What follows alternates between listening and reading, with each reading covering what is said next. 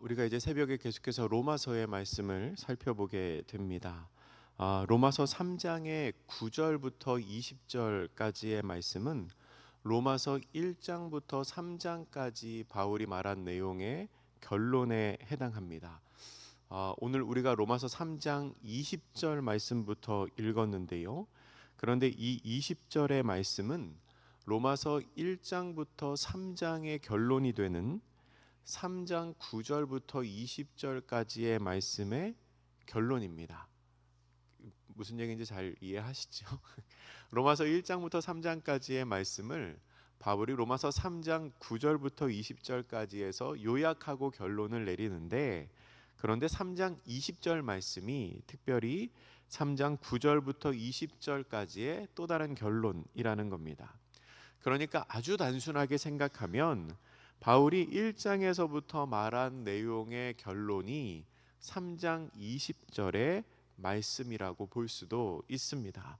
그러면 바울이 지금까지, 그러니까 로마서 1장부터 3장까지 이야기한 내용의 결론을 뭐라고 하고 있는지 우리 그 말씀 3장 20절 말씀을 다시 한번 같이 읽겠습니다. 3장 20절입니다. 시작. 그러므로 율법의 행위로 그의 앞에 의롭다 하심을 얻을 육체가 없나니 율법으로는 죄를 깨달음이니라. 아멘. 바울은 분명히 말합니다. 율법으로는 의롭다 하심을 얻을 육체가 없습니다. 비록 유대인들이 율법을 가졌다고 하더라도, 여러분, 유대인들이 율법을 가졌다는 것은 유대인들이 다른 민족들보다 분명히 나은, 분명히 뛰어난 점입니다.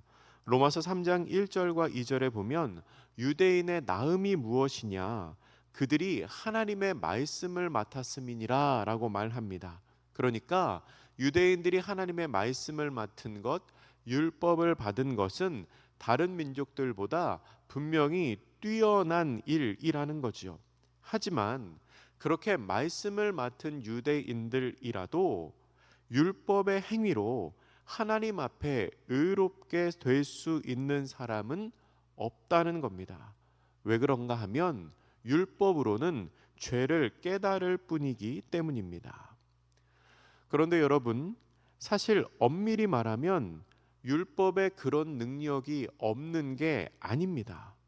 사실은요, 율법에도 사람을 의롭게 할 수 있는 능력이 있습니다.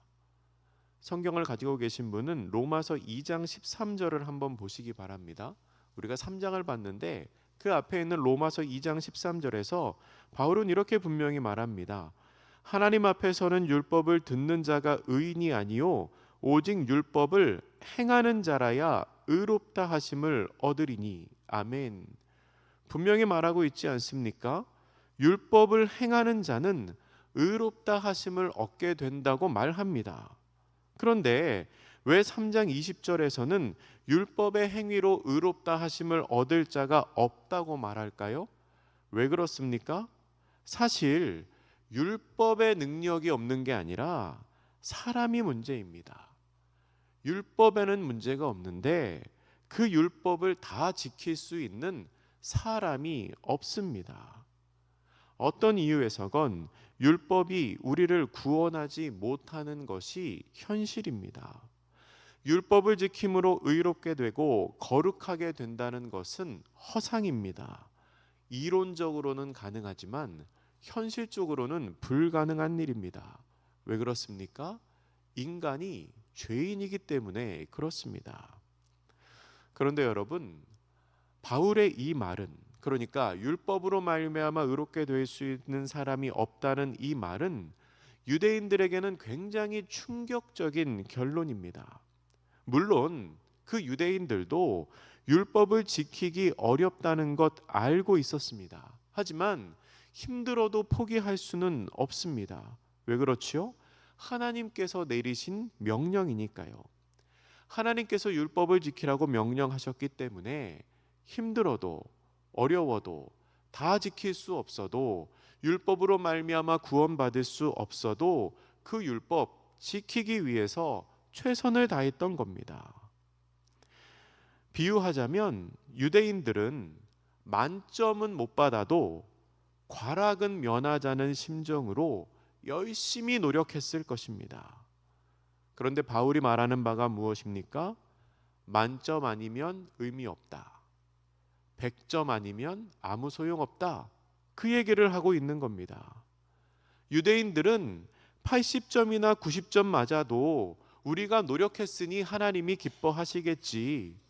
열심히 하다 보면 뭔가 은혜가 있겠지라고 생각했는데 바울이 지금 하는 말은 율법 아무리 지켜봤자 100점 아니면 소용없다는 겁니다. 50년, 60년 동안 하나도 어기지 않고 다 지켰더라도 70세 되었을 때 하나 율법 어기면 그거 소용없다. 그렇게 말하고 있는 겁니다. 이거 굉장히 충격적인 말입니다. 도저히 통과할 수 없는 시험을 보고 있는 겁니다. 시험지에는 문제가 없는데 100점을 맞을 수 있는 사람이 없습니다. 그런데 바울의 말은 여기에서 멈추지 않습니다. 그 이후 21절부터가 바울이 진짜로 하고 싶은 이야기입니다. 21절 말씀 우리 같이 읽겠습니다. 시작. 이제는 율법 외에 하나님의 한 의가 나타났으니 율법과 선지자들에게 증거를 받은 것이라. 아멘. 여러분, 이 21절 말씀의 시작에는요, 개역개정 성경에는 잘 드러나지 않는데 그러나라는 의미가 있습니다. 이제는 이라는 표현 안에 그러나라는 의미가 있어요. 그래서 새 한글 번역은 그러나라고 이제는 이라는 단어를 번역을 했습니다. 그러나라는 말을 넣어서 읽으면 바울이 지금 말하고자 하는 이 말의 온도가 조금 더 잘 느껴집니다. 그러나 율법으로는 의롭다 함을 얻을 사람이 없지만 그러나 이제는 율법 외에 한 의가 나타났습니다 라고 말하고 있는 겁니다. 바울이 지금 하고 있는 이 말은 사람들의 시선과 관점을 바꾸는 말입니다. 지금까지 유대인들은 그리고 바울은 죄의 문제를 이야기하고 생각하며 어떻게 하면 죄를 해결할 수 있을까? 그 얘기를 하고 있었습니다. 어떻게 하면 죄를 해결할 수 있을까? 그래서 율법을 지키려고 했고 그 일에 최선을 다하려고 했지요. 그런데 바울은 지금부터 다른 이야기를 하고 있습니다. 바울은 어떻게 죄를 해결할 수 있을까를 말하는 게 아니라 어떻게 해야 구원을 받을 수 있는가를 이야기합니다.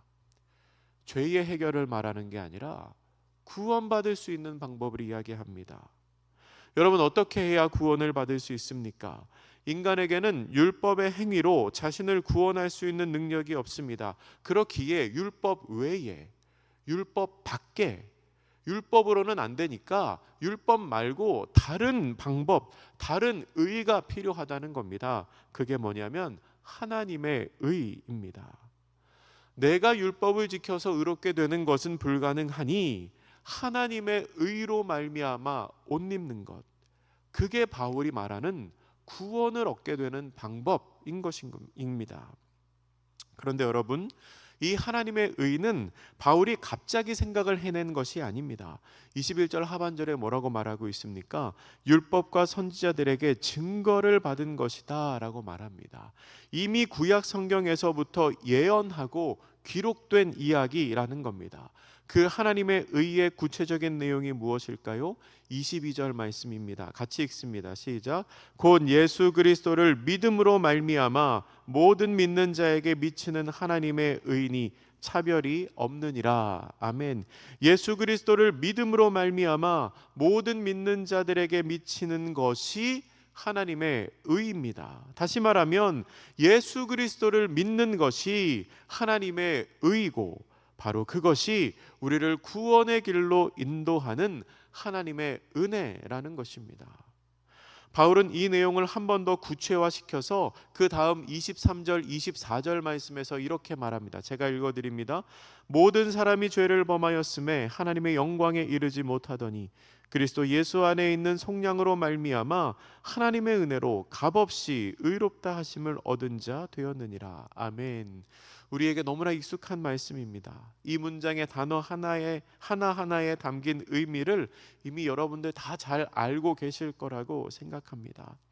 우리가 잘 알고 있는 이 말씀에서 한 가지만 생각해 보겠습니다. 24절에 나오는 값없이라는 표현입니다. 값없이.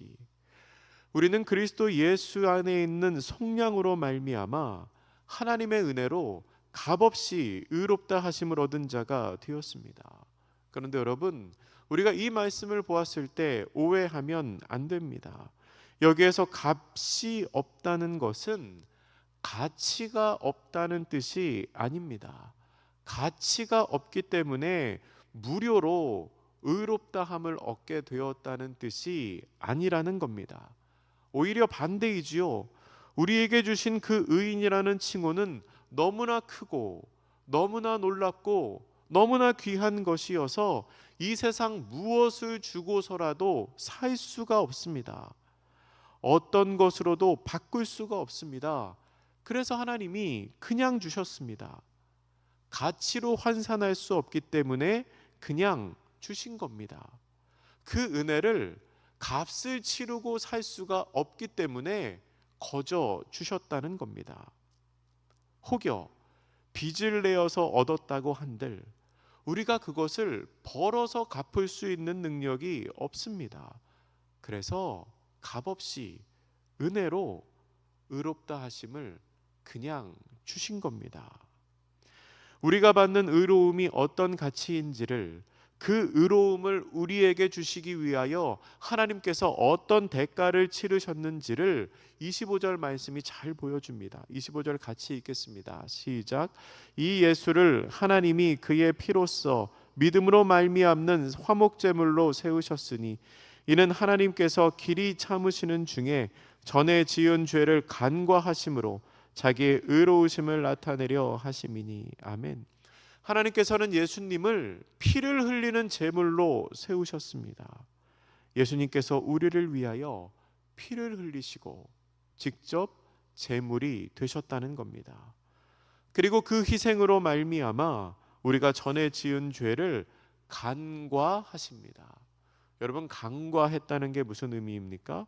모른 척 해주셨습니다. 죄가 없는 게 아닙니다. 죄가 분명히 있습니다.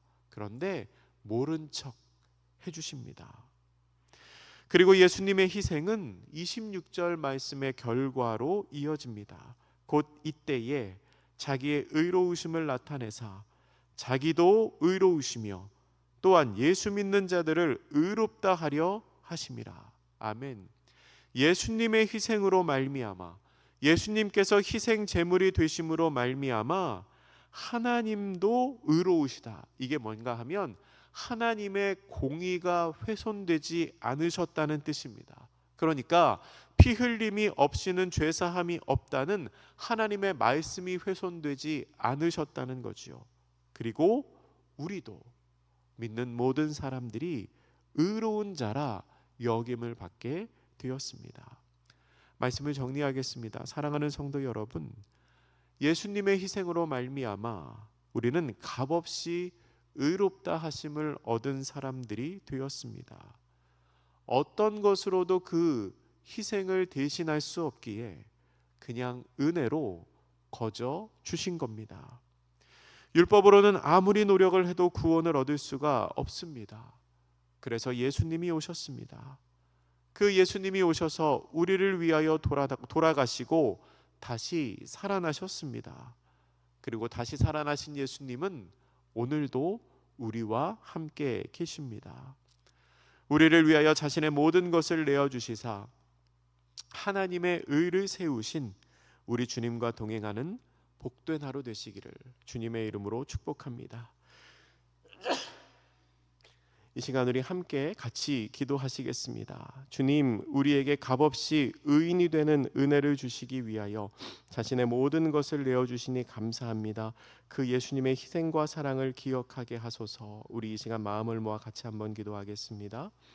할렐루야. 참 좋으신 하나님 감사합니다. 예수님을 이 땅에 보내주시고 그의 은혜로 말미암아, 그의 죽으심으로 말미암아, 그의 사랑으로 말미암아 오늘도 우리가 살아가게 하시니 감사합니다. 값없이 허락하신 그 예수님의 은혜를 기억하며 오늘도 주님의 사랑 가운데 살아가는 저희들 되게 하여 주시고 하나님의 은혜를 바라보며 살아가는 우리 모두의 영혼이 되게 하여 주시옵소서. 감사드리고 축복하며 예수님